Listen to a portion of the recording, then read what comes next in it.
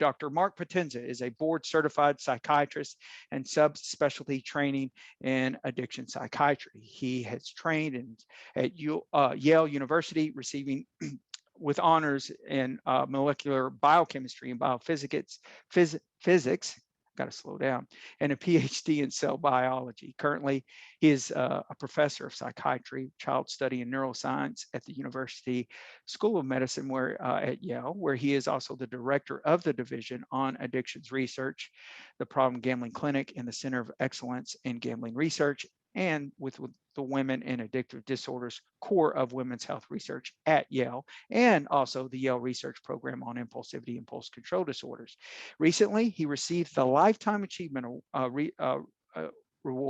Award in Research from the Connecticut Council on Problem Gambling, who we also work with, and the National Council on Problem Gambling and Research Awards from the Society of the Advancement of Sexual Health and Turkish Green Crescent Society. He's also consulted with SAMHSA and the National Registry of Effective Programs, National Institutes of Health, American Psychiatry Association, and World Health Organization. He also, you guys, if you heard the back end of our discussion, I thought it was interesting. He spoke a little bit. He was on, he worked with the DSM-5 with the move from the impulse control disorder section of the DSM from 4 to 5 to the substance addiction area. So listen, I can go on and on with your bio, Dr. Potenza. We talked about this. Those are just the highlights. So a very impressive body of work, and I'm sure you've got more in you, but we're welcoming you today, and I'm looking forward to hear what you have to say. So it's all yours, sir. Thank you very much. Thank you for the kind introduction. Today I'll be speaking on gaming, and I have a series of disclosures that I present at the beginning of my talks with respect to relationships to pharmaceutical, gambling, gaming, and legal entities. And I thought I'd begin my talk, as I often do, thinking about addictions and what constitutes addictions. And the word addiction is derived from a Latin word meaning bound to or enslaved by, and in its original formulation was not linked to substances, but going back several hundred years became linked to problematic use of alcohol and then other drugs, such that by the time of the 1980s, the DSM work groups thought that addiction could be defined by compulsive drug use. However, going back to the early decades of this millennium, people like Constance Holden asked questions whether behavioral addictions existed. And then at the end of the first decade of this millennium, she published another article that highlighted the reclassification of gambling disorder together with substance use disorders in DSM-5, promoting the notion that behavioral addictions do exist. And so I'll talk today a bit about both DSM-5 and ICD-11. And before DSM-5 was being released, news outlets like Time Magazine were covering some of the more controversial topics. And in an article from 2012, they asked the question, what counts as crazy? And had several disorders that they highlighted as the new abnormal. And if one looks at these behaviors or conditions, binge eating, internet addiction, sex addiction, they all can be considered within an addiction framework. And I'll be talking a lot today about the middle group, how internet addiction has been considered. And there's a wide range of behaviors in which people can participate on the internet, gaming being one of them. And when DSM-5 was being generated, the substance use disorder work group considered problems with internet use. And the most data at the time were for gaming behaviors, video gaming that was done on the internet. There had been some rare but very serious impacts where some people had died while video gaming in internet cafes in Asia. But there was also less dramatic harm that some people were experiencing. And so in section 3, the research criteria section of the DSM, criteria were introduced for internet gaming disorder. And in the DSM-5, internet gaming disorder is characterized by persistent use of the internet to engage in games, often with other players, leading to clinically significant impairment or distress, which is important, as indicated by meeting 5 or more of the following 9 criteria in a 12-month period. So a relatively stringent threshold was, or a high bar was made for meeting a diagnosis. So one is with respect to preoccupation, withdrawal symptoms, typically irritability, anxiety, or sadness, tolerance as reflected by increasing amounts of time spent gaming, unsuccessful attempts to control the gaming, diminished interest in other hobbies or entertainments except for gaming, and then continued excessive use of internet games despite knowledge of psychosocial problems, and then lying to or deceiving individuals regarding the amount of time spent gaming, as well as using gaming to escape from or relieve a negative mood. And then also importantly, having jeopardized or lost a significant relationship, job, or educational or career opportunity because of gaming. The proposed criteria also state that only non-gambling internet games are included. Use of the internet for required business activities or professional activities is not included, nor is the disorder intended to include other recreational or social internet use. Similarly, sexual internet sites are excluded. The criteria also specify that the essential feature of internet gaming disorder is persistent and recurrent participation in computer gaming, particularly group games for many hours. These games involve competition between groups of players, often in different global regions, so that the duration of play is encouraged by the time zone independence. Participating in complex structured activities that include a significant aspect of social interactions during play, and team aspects appear to be a key motivation. So there are similarities between internet gaming disorder and gambling disorder. So like gambling disorder, the inclusionary criteria target tolerance, withdrawal, interference in major life activities, poor or unsuccessful control, preoccupation, diminished or lost interest, lying, gaming to escape, and continued gaming despite problems. Also, the severity indicators from mild to severe are similar for both gambling and substance use disorders and internet gaming disorder. But unlike substance use disorders, where meeting 2 of 11 criteria will give one a diagnosis of a substance use disorder, and gambling disorder, where 4 of 9 of the inclusionary criteria are needed for a disorder, there's a more stringent threshold or higher bar to meet the diagnostic criteria for diagnosis of internet gaming disorder. So prior to the DSM, we had been interested in studying problematic internet use.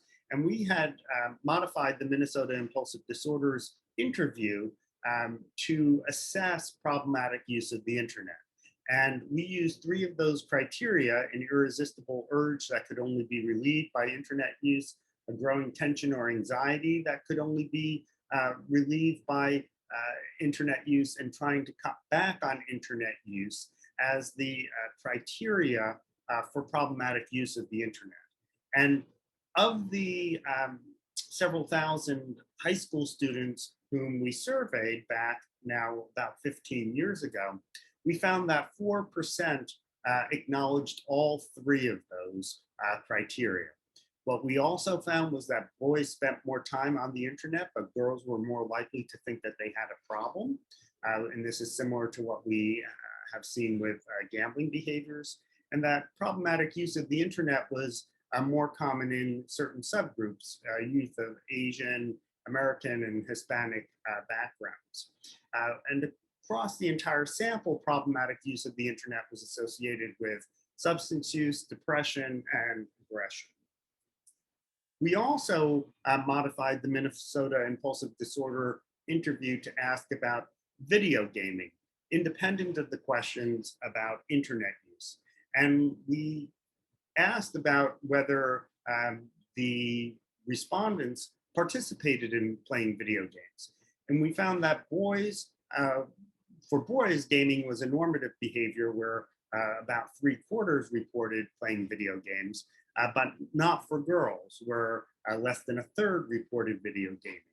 And among the boys, gaming was not linked to any negative health measures, and it was linked to lower odds of smoking. But among the girls, gaming was linked to depression, getting into fights, and carrying weapons. We found that among the gamers, 5% met the criteria for problematic gaming, again, meeting all three of the criteria. And this was more prevalent in the boys than the girls. And across the entire sample, the correlates of problematic gaming included tobacco and other drug use, depression, and getting into serious fights. Now, in that study, we didn't ask about types of video games or types of internet use.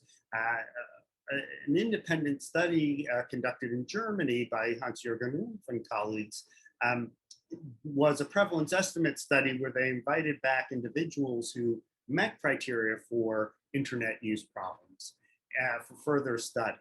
And of those individuals invited back, they identified 3 groups of individuals: those with gaming problems, those with social networking problems, and those with other problems that included pornography viewing, shopping, and other behaviors.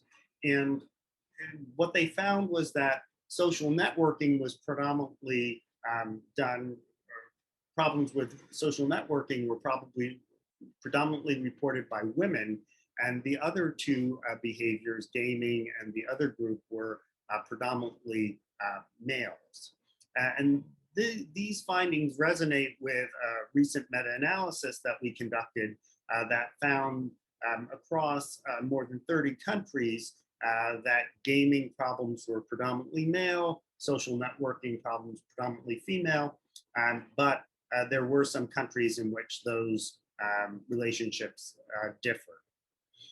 We also, in this study that Hans-Jürgen Rumpf and colleagues conducted, they also found that psychological characteristics were largely similar across the 3 groups that they identified, suggesting that perhaps there is a vulnerable group of individuals who develop problems with different types of internet use behaviors. So I'll talk a bit about internet gambling. And this industry has approximately tripled over the course of a decade. And in our high school survey, we found that the adolescents who reported gambling on the internet were more likely to report gambling problems, and that among the internet gambling group, poor academic performance and heavy alcohol use was more strongly linked to gambling problems as compared to the non-internet gambling. Also importantly, gambling with friends was less strongly associated with gambling problems among the internet gambling group, suggesting that perhaps more consistent with the more isolative nature of internet use, that perhaps this might be a risk behavior that in which a different group of youth may be more vulnerable. So of types of types of gambling, sports gambling has also been growing over time. And this is, I think, particularly relevant in the United States. This is one area where the boundaries between gambling and gaming are becoming blurred. So for example, daily fantasy sports are not legally defined as gambling, um, and they're legalized in most states. And daily fantasy sports, many have argued, do contain elements of gambling. So it will be important, particularly in the changing sports gambling environment, to be mindful of the relationship between gambling and daily fantasy sports types of behaviors. So this is a map from several years ago indicating that most states in the country had access to daily fantasy sports. And then going back now over 3 years, the Supreme Court struck down the Professional and Amateur Sports Protection Act, opening the door for states to legalize sports gambling. And as of a couple of years ago, this is a map of the United States where the dark gray and the red colors and blue colors indicate states that had at least introduced bills to legalize sports gambling. And these daily fantasy sports companies were in a good position to be able to introduce sports betting opportunities into their platforms. Also, from a social perspective, sports gambling has become more socially acceptable, I would argue, and has been promoted in various media, including, for example, ESPN, that has a show dedicated to sports gambling. And this has gathered attention from a number of groups, including the NCAA, which held a sports wagering summit a couple of years ago, prior to COVID, to discuss the changing sports gambling and gaming landscapes and how best to protect college athletes and others in this environment. So another area where one may argue that there are blurred boundaries between gambling and gaming involves social casino games, which, while not involving placing bets and thus not meeting a strict definition for gambling, they may be used in a way that people learn how to gamble, and this may be particularly concerning for youth. And it's been noted that microtransactions during social casino gaming have been linked to online gambling initiation and participation, including among youth. And microtransactions are playing games, social casino games, and then needing to pay money to either extend play or to move to higher levels. Now, another area where the gambling and gaming boundaries may become blurred is with competitive gaming or esports that may involve wagering in the real world, in real life, but also inside the gaming environment. And this may be notable for skins gambling, where the skins are accoutrements that one can place, for example, on weaponry, and are often non-game enhancing, but some rare skins can carry high value both inside and outside of the game. Loot boxes are another area where gambling and gaming may be converging. And some jurisdictions have considered loot boxes or loot crates to be gambling and therefore illegal. And these loot boxes or loot crates are contain random items in the gaming environment, some of which could be, for example, sought after skins. Now, some video games also have more visible or direct gambling themes, such as this Grand Theft Auto Diamond Casino and Resort version. And some jurisdictions have blocked this game given the gambling elements. Now, another area in which gaming and gambling may be converging may be reflected in some very rare but high profile cases where active or heavy gamers and heavy gamblers have committed mass violence. So we went back to our high school data set to look more closely at weapon carrying in the sample. And we found that weapon carrying was associated with more permissive gambling attitudes, perceived parental permissiveness towards gambling, more family gambling concerns, a family member with gambling problems, for example, at-risk or problematic gambling, and relatively diminished associations between at-risk problem gambling and gambling with other individuals, such as friends, family members, or adults. And these findings suggest more socially isolated gambling may link problematic gambling and weapon carrying. We found similar findings with respect to gaming behaviors, particularly among youth with high sensation seeking. And these findings, I think, suggest potential targets for prevention efforts among youth. Now, esports, I'll shift gears a bit. Esports have become a big phenomena. So some of the championships have a wider viewership than the NBA finals, or more recently surpassing the Super Bowl. And there's been talk of adding esports to the Olympics. And some of the major sports leagues in the United States have introduced video game affiliate leagues, such as the NBA, where you can follow people who are being drafted, as well as follow one's teams. I'm just going to turn this up.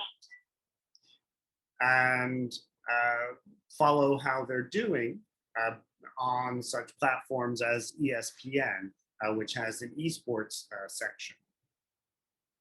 Now, another area of gaming that I think warrants attention is with respect to opportunities for individuals to become professional gamers.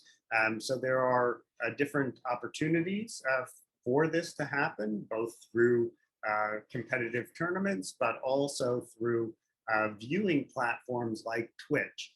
And here is a screenshot from Twitch where two gamers have over 7,000 viewers and over 28,000 viewers at one time viewing their gaming.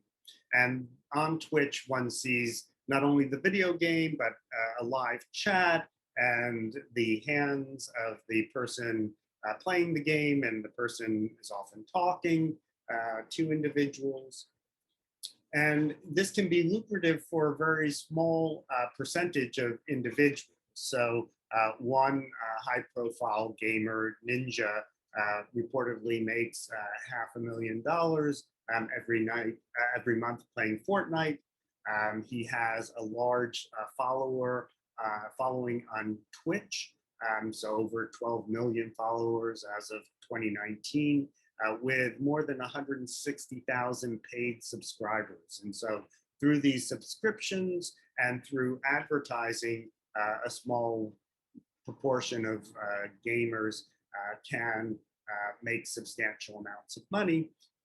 In some ways, this is like major league sports with respect to small percentages of individuals being able to make significant money playing traditional games, if you will. So we've been interested in understanding problematic internet use and problematic gaming, including from neurobiological perspectives. Some of our EEG studies indicate that adolescents with risky or problematic internet use show blunted neural signals during reward processing. More recently, we've used fMRI in conjunction with researchers in China to study internet gaming disorder. And we see a blunted striatal activation during reward processing in individuals with internet gaming disorder as compared to those without. And these findings resonate with findings from studies of individuals with substance use disorders or gambling disorder. And these are meta-analytic data, which show relatively blunted striatal activation during the anticipatory phase of monetary reward processing. We've also looked at resting state functional connectivity, and specifically within an executive control network, and found relatively weaker connectivity within this brain circuit in the individuals with internet gaming disorder as compared to those without. And the relatively weaker connectivity was linked to out of the magnet Stroop performance and or cognitive control. We've also conducted a meta-analysis with another research group in China to identify lower brain volumes across multiple studies in individuals with internet gaming disorder as compared to those without. And the lower brain volumes are in regions that NIDA and other groups have linked to motivational drive and inhibitory control. So based on these and other data, we've proposed models of internet gaming disorder and some key elements that may be targeted with different treatment approaches. This is a framework for research rather than one that's based on a large body of empirical data. But we've also been involved in studies to test treatments, and this is a craving behavioral intervention that incorporates elements of cognitive behavioral therapy and mindfulness to try to reduce the impacts of internet gaming disorder. So the blue bars indicate the group that received the intervention, the red bars, a test retest control group. And what we see is that the intervention was linked to reductions in internet addiction severity scores, weekly gaming time, and craving responses when viewing gaming video clips. We also obtained brain imaging measures, responses to video clips, and found that following treatment, there was relatively increased activation of the insula, a brain region that's involved in interoceptive awareness or identifying sensory states, feelings. And if we took that region of the insula as a seed and did functional connectivity analyses, we found that following treatment, there was relatively decreased connectivity with regions that have been implicated in craving, like the precuneus. So those studies suggest a potential biological mechanism for how that treatment might work. More recently, a study tested a manualized cognitive behavioral therapy for the treatment of internet and computer game addiction, and found that this was efficacious. But I should note that there are no FDA-approved medications with indications for internet gaming disorder. Some studies have tested bupropion and escitalopram that may improve both internet gaming disorder and features of depression, as well as decreasing impulsivity and inattention, but there are no medications with indications for internet gaming disorder. We more recently have conducted a study of transcranial direct current stimulation to the dorsolateral prefrontal cortex and found that it may help improve regulation of craving and regulation of emotion in individuals with internet gaming disorder. So the ICD-11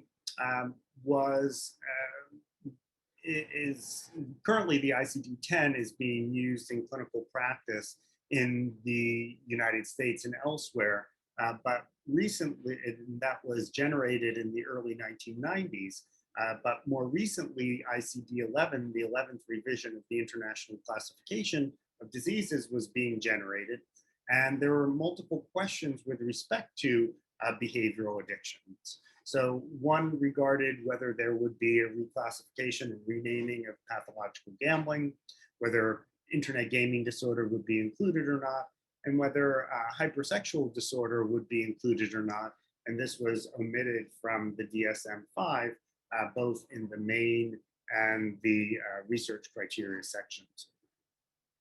So I've been involved in 6 World Health Organization related work groups that have focused on internet use and behavioral addictions. And some of the work products related to that work have been in the published literature. There's been debate, scholarly debate on whether gaming disorder should be included in ICD-11 or not. Similarly, there's been a debate of sorts in the general media, the mainstream media, where on back-to-back days, the same publication had 2 articles, one on game addict disorder is a moral panic, and the other on the National Health Services to open addiction clinic for young online gamers. So within the field, there's also been a discussion about being cautious not to over-pathologize aspects of everyday life, common behaviors like gaming, for example. On the other hand, there are also reports of youth and other individuals developing problems relating to video game playing. For example, this 9-year-old girl who became oppositional when limit setting about game use was being performed by their parents. So based on these and other data, we have argued that including gaming disorder in the ICD-11 would be important from clinical and public health perspectives. However, some groups, including the gaming industry, released statements regarding their opposition to including gaming disorder within the ICD-11. And we published an article that was written by Daniel King and included over 120 other individuals commenting on the gaming industry statement and asking whether this might be a corporate strategy to disregard harm and deflect social responsibility. And it raises questions about how this might be viewed historically. This is a photo from the tobacco executives in the 1990s going in front of Congress and saying that they did not believe that tobacco was addictive. So how this may be viewed in the future, we'll wait to see.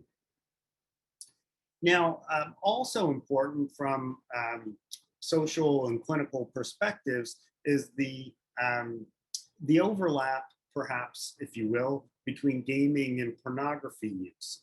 And so we published a report based on an April 2018 crash of the Fortnite server. And Fortnite is a popular video game. And what was reported was that the percentage of gamers accessing Pornhub increased by 10% during this server crash. And searches for pornographic videos using a key term of Fortnite increased by 60%. So it suggests that there is a significant overlap between gaming and pornography use. And to put this into perspective, how prevalent pornography use is.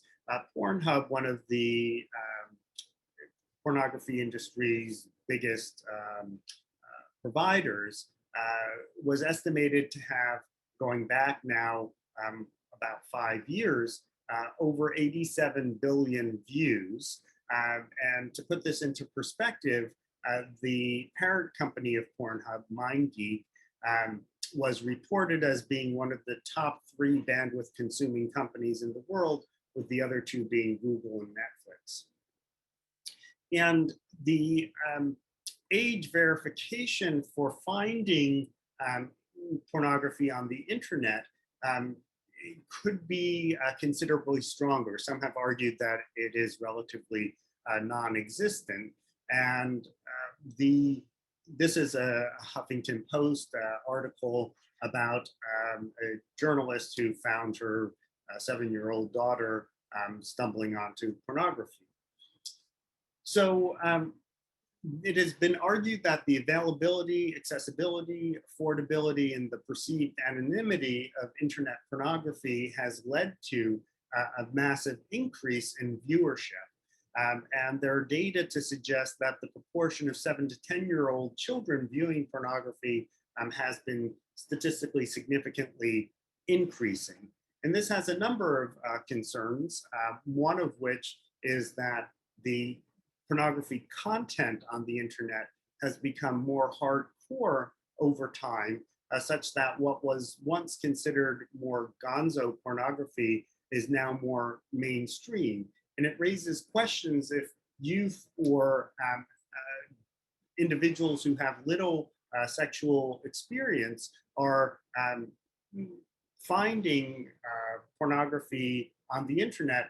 How will this be impacting the development of their sexual arousal templates? How it will be informing how individuals engage in sexual relationships? What will the expectations be? Will people get hurt? And will there be other problems? So there are also some reports and some data suggesting that there are increases in pornography-related erectile dysfunction, as well as treatment seeking for relationship discord in the setting of such pornography view. This has been covered as a front page story in Time magazine, now going back over 5 years. More recently, Lisa Ling had an episode of This Is Life, focusing on Alexander Rhodes, who was the founder of NoFap, which is one of the self-help forums available on the internet for individuals with problematic pornography use. Reboot Nation is another. And it raises a question about whether there is a need to try to do more to try to identify problematic pornography use. Data suggests that problematic pornography use is associated with impairments in social, occupational, and relationship domains, and it's been associated with psychopathology, poor self-esteem, and poor attachment in large population-based samples. Among clinical samples, problematic pornography use is cited frequently among individuals seeking treatment for hypersexual behaviors. So more than 80% of individuals, largely men. So we conducted a survey of about 1,500 male viewers of pornography and found that about 1 in 7 reported a current interest in seeking treatment for use of their use of pornography, and that the group that was interested in treatment was more likely to be viewing more pornography, as well as demonstrating higher levels of hypersexuality. And so we've reviewed identification and treatment approaches recently in Psychiatric Times. And so to get back to the World Health Organization and ICD-11, ICD-11 was adopted by the World Health Assembly in May of 2019.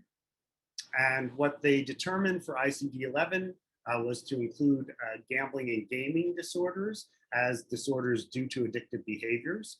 Hazardous gambling and gaming were also included, and compulsive sexual behavior disorder was included as an impulse control disorder. So the disorders due to addictive behaviors, including gambling disorder, is similar to what occurred in DSM-5 with the reclassification. The renaming was also similar, but gaming disorder was included as a formal disorder, not a research criteria disorder that was not meant for clinical utilization. There are also specifiers for gaming disorder, and these also exist for gambling disorder as predominantly online and predominantly offline, with an unspecified descriptor are also included. And exclusion criteria for gaming disorder include hazardous gaming and bipolar disorders types 1 and 2. So gaming disorder, as defined in ICD-11, is manifested by persistent or recurrent gaming behavior, digital gaming or video gaming, that is characterized by impaired control over gaming, increasing priority given to gaming over other activities, such that gaming takes increasing precedence over other interests and daily activities and is continued despite negative consequences. The behavior is of sufficient severity to result in significant impairment in one or more life domains and should be in existence over a period of at least 12 months. Although if all diagnostic requirements are met and symptoms are severe, it can be a shortened period of time. Hazardous gaming, which may be included to particularly help policymakers and public health officials promote public health, is as follows. Hazardous gaming refers to a pattern of gaming, online or offline, that appreciably increases the risk of harmful physical or mental health consequences related to frequency, amount of time, neglecting of other activities and priorities, risky behaviors, and adverse consequences of gaming, or some combination thereof. So the hazardous gaming is meant to identify individuals who may be at elevated risk for gaming disorder, but these individuals do not meet the criteria for gaming disorder. So we published, going back several years prior to the adoption of ICD-11, a case report of the death of a hospitalized patient that was reported to have occurred while a care provider was gaming. Specifically, this was at a VA hospital. And also we've reported on another class or diagnosis, another diagnosis that can be made according to ICD-11 criteria, that of other specified disorders due to addictive behaviors, and whether this may be used to describe people with problematic social media use or problematic shopping, etc. So I thought it would be good to mention a bit about changes in behavioral addiction during the pandemic, particularly gaming. Gaming increased during the onset of COVID-19, with some service providers reporting 70% or more increases, both with respect to gaming behaviors, and then also perhaps a smaller increase, but a significant increase in viewership of gaming on Twitch. Early during the pandemic, the gaming industry and the WHO had different promotional campaigns. One was the gaming industry's #PlayTogetherApart, stating that gaming may increase socialization and reduce stress during the pandemic. World Health Organization seemingly initially expressed support and also clarified this in their #HealthyAtHome mental health guidance, where they recommended balanced gaming. So I think it will be important to continue to gather data to investigate the extent to which the gaming increases might be persistent, might worsen over time, or may dissipate.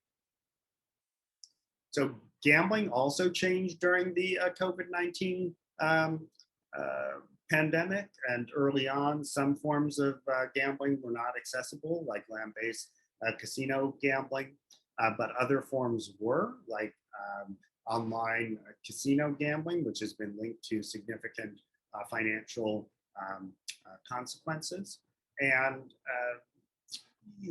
the early reports suggest that there was not a substantial migration from the land-based to the internet-based forms of gambling.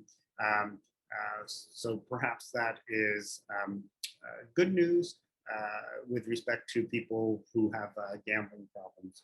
But a significant proportion of individuals in treatment for gambling problems reported significant anxiety and depression during the early part of the pandemic, with about 1 in 8 reporting relapses to gambling in early data in the small sample. Now, pornography during the pandemic, this also increased. Pornhub reported increases in March 2020 of over 10%, and then in April of over 20%. While the reasons for increased viewing of pornography may be speculative at this time, confinement, decreased casual sex opportunities, stress, or other factors. One factor that appears to have been in part promoting this is Pornhub making free premium services during portions of the pandemic. This was their promotional campaign, where one could click to agree to self-isolate or to hand wash and maintain spatial distancing to access the free premium services. And one can see that overall worldwide traffic was increasing from February to March as the pandemic was beginning.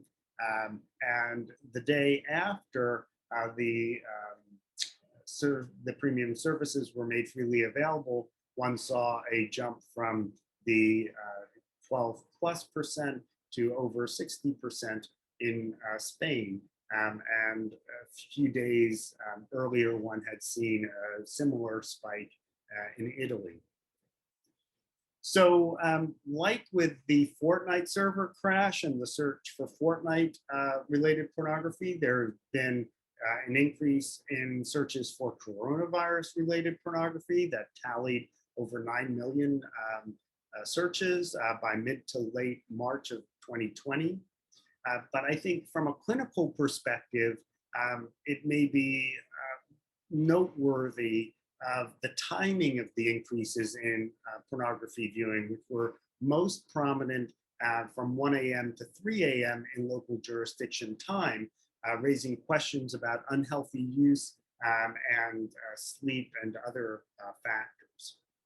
So this is a graphic view of the timing of the increases in viewership, and one can see the largest bump around 2 a.m. local time, but also a significant increase around noon local time.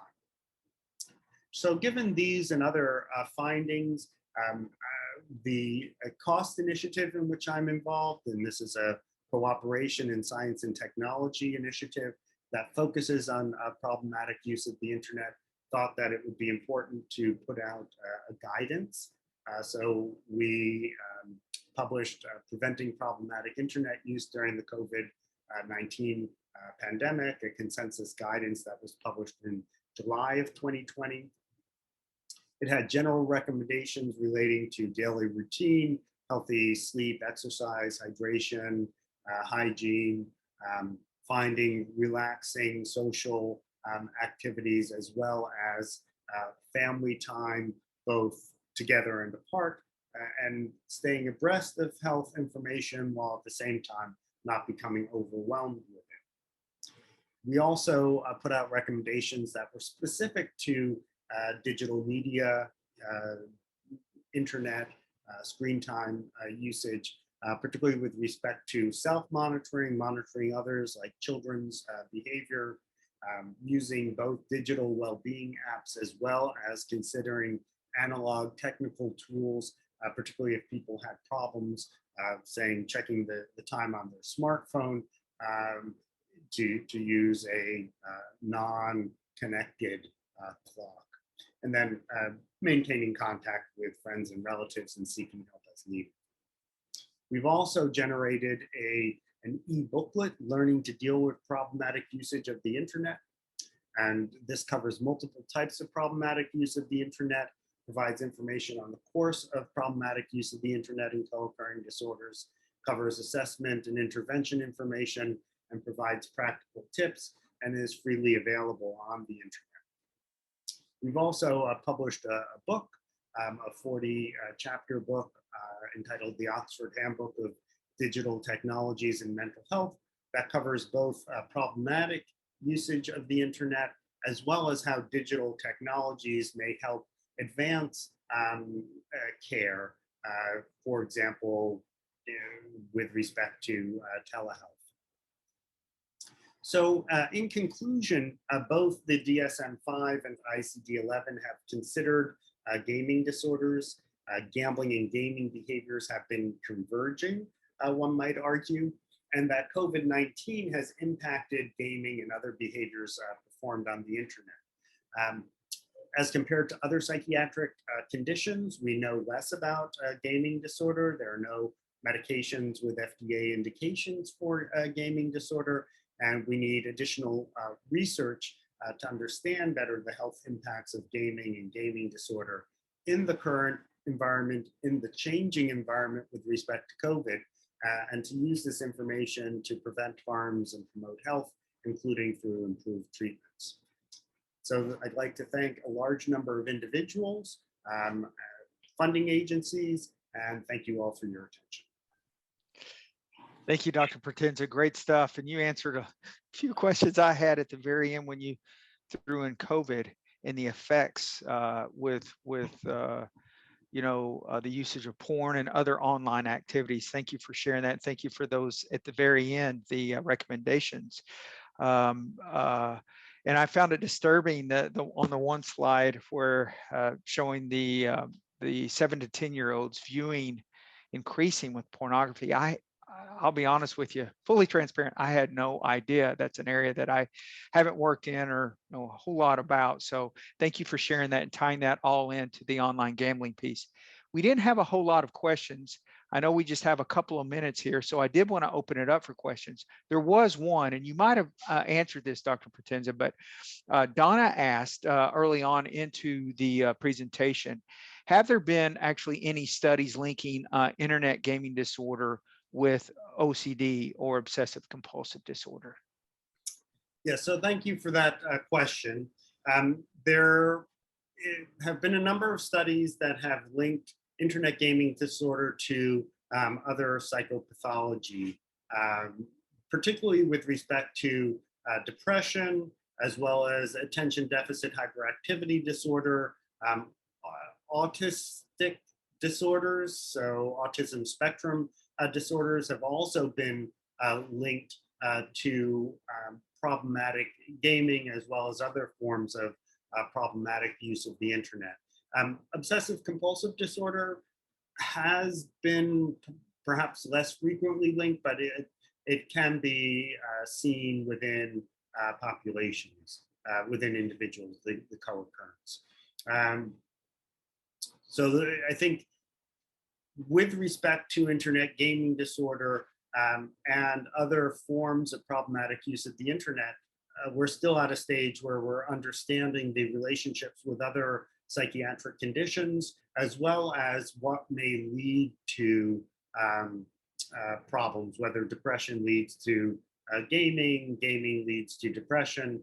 There are data from longitudinal studies that suggest that, for example, with respect to gaming problems and inactivity, inattention in ADHD symptomatology, that their relationships may be bidirectional, but particularly with the relationship of ADHD symptomatology leading to the persistence or worsening of gaming problems, there are data to support that. Interesting. Thank you.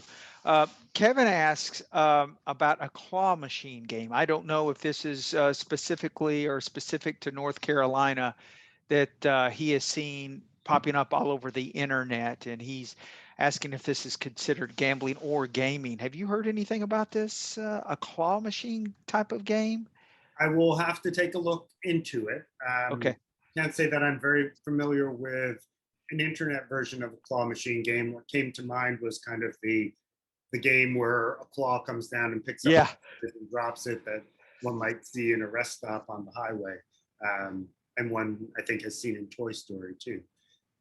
Yeah, that's what I was thinking too. I was thinking too. And then Heather asked, any recommendations on restricting access to gaming for children under a certain age due to the concerns of its impact on the development of the child?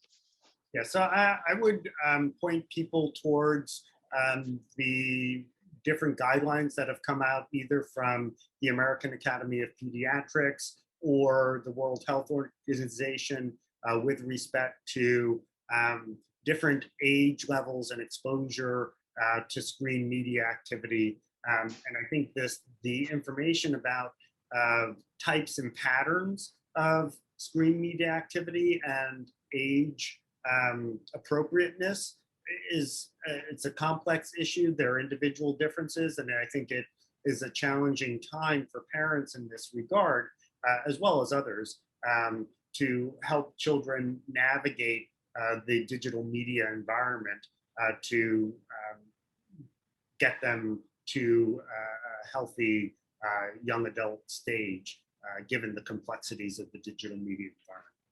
Right. Yeah, it's amazing.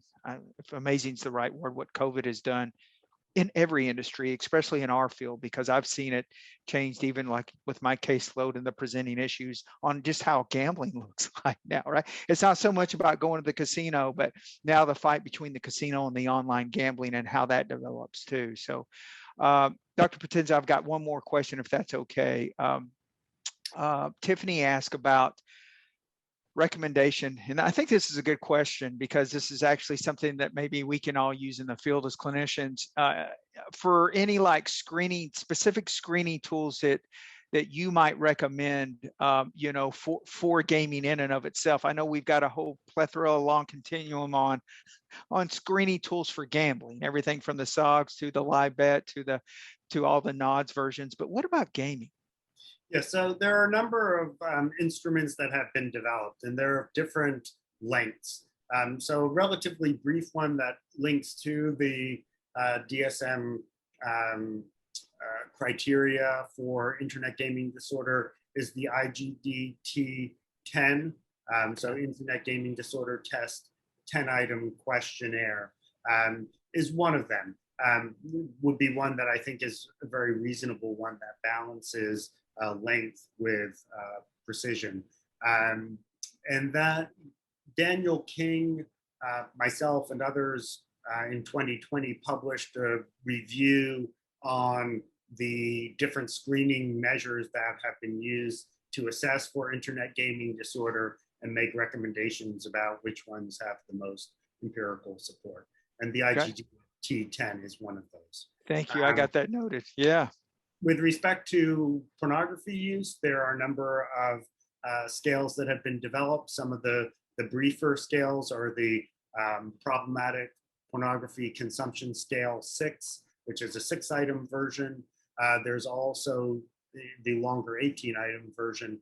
And then there's a brief pornography screen that was developed and validated internationally that is a 5-question screen that can